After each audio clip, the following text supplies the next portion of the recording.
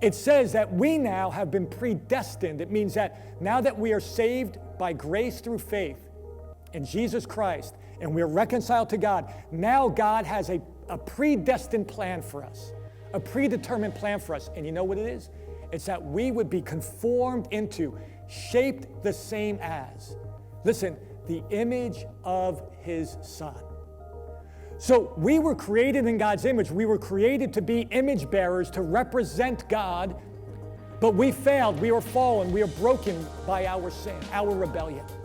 But Jesus, when He became flesh, became the perfect human image bearer of the Most High God, so that through faith in Him, we can become one with Him, and we now can become those image bearers. Is that in a sense, God created us to be His idols. Now hang on, before you turn this off and you think I'm preaching heresy, I'm not saying God created us to be worshiped.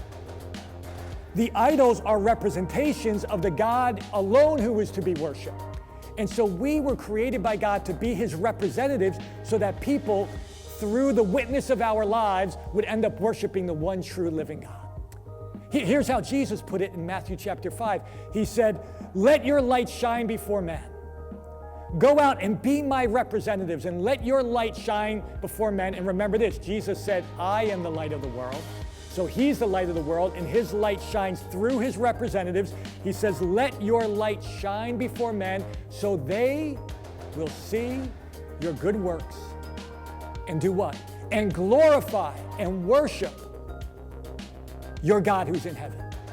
So they will glorify God who is in heaven. So God created us to be His representatives. Not just the good news, but God's good news, in order to represent Jesus, to tell people the good news of what Jesus has done through His atoning death and resurrection, what Jesus is presently doing in the lives of His people. And thirdly, part of preaching the good news about Jesus is also telling people about what Jesus is going to do, representing Him until He comes. Second thing that we need to do when we speak is we need to speak graciously.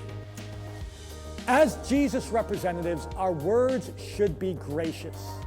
Our problem with our failure with our words is not so much that we say things we shouldn't say, it's that we don't say the things we should say.